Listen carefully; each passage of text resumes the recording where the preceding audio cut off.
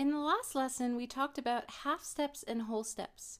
A half step being the smallest interval in Western music, C to C sharp, for instance, and a whole step being a combination of two consecutive half steps.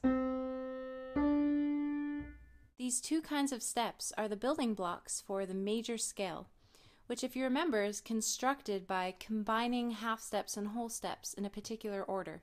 So you start on any note. Of course, we're going to start on C. Then you go whole step, half step, whole step, whole step, whole step, half step. The note that you start on determines the identity of the scale, or the key. When we play a C major scale, we're in the key of C. And a key signature identifies the particular sharps or flats in a given scale. So the key signature for C major is easy because it's nothing, right? There are no black notes. There are no sharps or flats in the key of C. And it's the only key that has only white notes. So let's go up and down the C major scale again, and we'll number each note according to its degree. So what that means is we start on C, and C is of course 1, or the first degree of the C major scale. D is 2, or the second degree. E is 3, or the third degree. F is the 4th. G is the 5th. A is the 6th. B is the 7th. And this C up here, you could either call that the 8th, or you could go back and call that the first degree again. So then C is either 8 or 1. Then this D, you could either call that the second degree, or you could keep going with the extensions and call it the 9th. Then this E would either be the 3rd degree or the 10th. This F would be the 4th or the 11th. But for now, let's just stay within the range of 1 octave. A chord is 3 or more notes sounded together. Exactly 3 notes together is called a triad. So a triad is a type of chord, just as a square is a type of rectangle. A major triad, or you could call it a major chord, is when you sound the 1st degree, the 3rd, and the 5th of a major scale all together.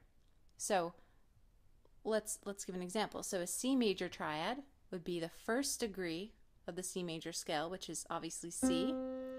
The 3rd degree, which is, so C is 1, D is 2, E is 3, and the 5th degree.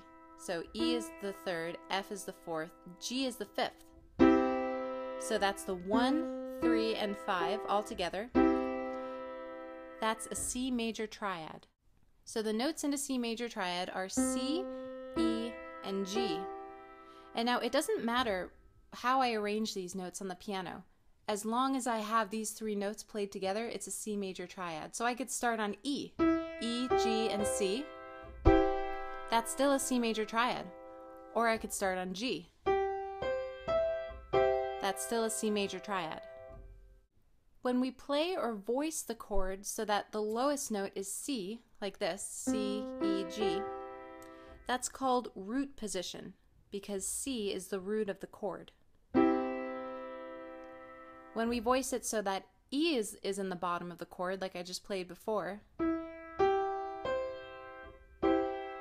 that's called first inversion. Now when I voice the chord so G is in the bottom, that's called second inversion.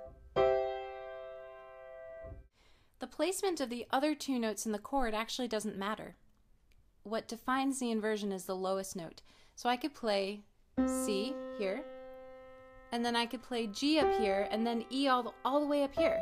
That's still root position because we have C as the lowest note.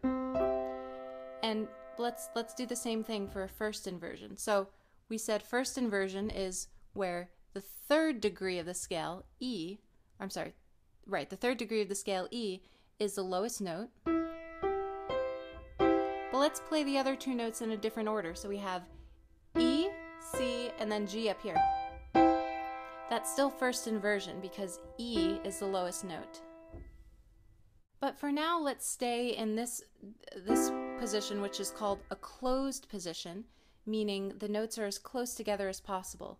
So root position will be C, then find the nearest E above C, and then find the nearest G above E. That's root position. First inversion, E is in the bottom, find the nearest G, and then find the nearest C above. And then second inversion, G is in the bottom, find the nearest C above, and then find the nearest E above. Those are closed position chords because the notes are as close together as possible. In jazz and contemporary music, you'll often have what we call slash chords that indicate an inversion. So instead of seeing C first inversion, you might see C/E or C over E as it's spoken. So that's essentially just a C major triad in first inversion. Alternatively, you could play C major in root position, and then in the left hand you could play E in the bass, bass just meaning the lowest note. And remember, because the only note that matters when defining an inversion is the lowest note, so as long as we have E down here, it doesn't matter what position I play the C major triad in my right hand, right? It's still first inversion. So that would be C/E. So how would we form a C/G or C over G? So first you can play C major triad. We'll just stick to root position for now. And then in the left hand or in the bass, you just play a G. Now how about C over B flat? Well, technically that's not an inversion, right, of a C major triad. But that's okay. You can still play C major in root position in your right hand. And then in your left hand, just play B flat.